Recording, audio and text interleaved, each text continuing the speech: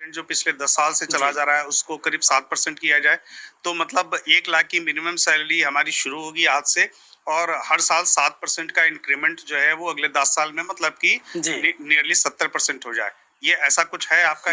देखिए मैं बताऊं कि जो गवर्नमेंट स्ट्रक्चर है सैलरीज का, 10 साल में भी सैलरी में ग्रोथ बहुत कम हो पाता है। तो हमने उसमें ये डिमांड की थी, डियर जैसे जैसे भारत इकोनॉमी के रूप में आगे बढ़ता जाएगा, तो आप देखिए कि जीडीपी में जो ग्रोथ रेट है, जैसे अगर हम यूएस की बात करें तो उनका तकरीबन 1.8 है, चाइना का मोर देन 3 पॉइंट है, 3.5 के आसपास है या उससे ज़्यादा है। अगर हम अपनी बात करें तो 6, 7, 8% तक जाता है एनुअली ग्रोथ। तो जैसे जैसे हम मतलब जो है एक डेवलप्ड इकोनॉमी की तरफ बढ़ेंगे, तो इकोनॉमी का जो हमारा स्ट्रक्चर है वो तो बड़ा होगा ही, लेकिन जो ग्रोथ फैक्टर है वो धीरे धीरे कम होता जाएगा। अगर मैं 1.8% की बात करूं यूएस की इकोनॉमी की, तो उनका 1.8 भी इतना ग्रोथ लाता है जितना भारत की पूरी इकोनॉमी नहीं है।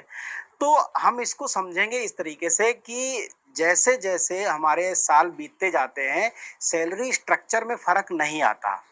तो सैलरी स्ट्रक्चर में फ़र्क लाने के लिए ये ज़रूरी है कि जो एनुअल इंक्रीमेंट है उसको बढ़ाया जाए, वो 6 से 7% किया जाए, क्योंकि डियरनेस अलाउंस वो 2% और 1.5%, 2% ऐसे ही चलेगा। हो सकता है इससे नीचे आ जाए, ये ऊपर जाने वाला नहीं है बदलते परिदृश्य में। तो कम से कम एक साल में 10% के आसपास हमें टोटल ग्रोथ मिल सके, ये इम्पॉर्टेंट है। तो वो तभी पॉसिबल है जब एनुअल इंक्रीमेंट को 6 से 7% किया जाए।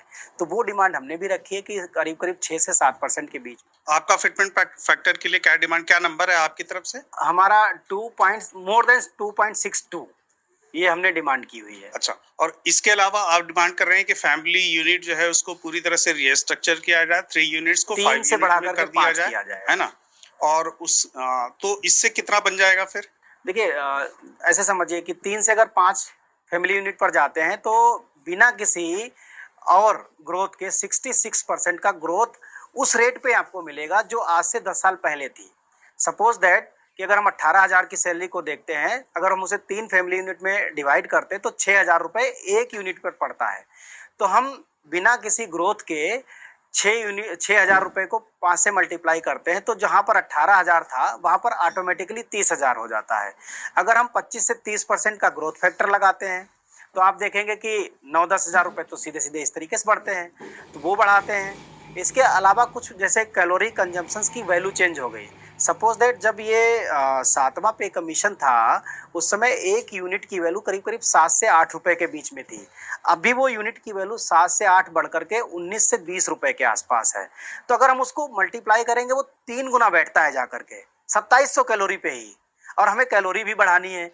तो ये पॉसिबिलिटी तो मुझे नहीं दिखती कि सरकार या तो उस कैलोरी यूनिट की वैल्यू को अपग्रेड करेगी या फिर उन कैलोरीज को अपग्रेड करेगी, और या फिर इन दोनों के बीच का रास्ता निकालेगी। ऐसा कभी नहीं हो सकता कि कैलोरी की यूनिट की वैल्यू को भी 3 गुना कर दे और फिर जो आपके कंजम्पशन है 2700 कैलोरी उसको भी 3 गुना कर दे, ऐसा तो पॉसिबल नहीं है।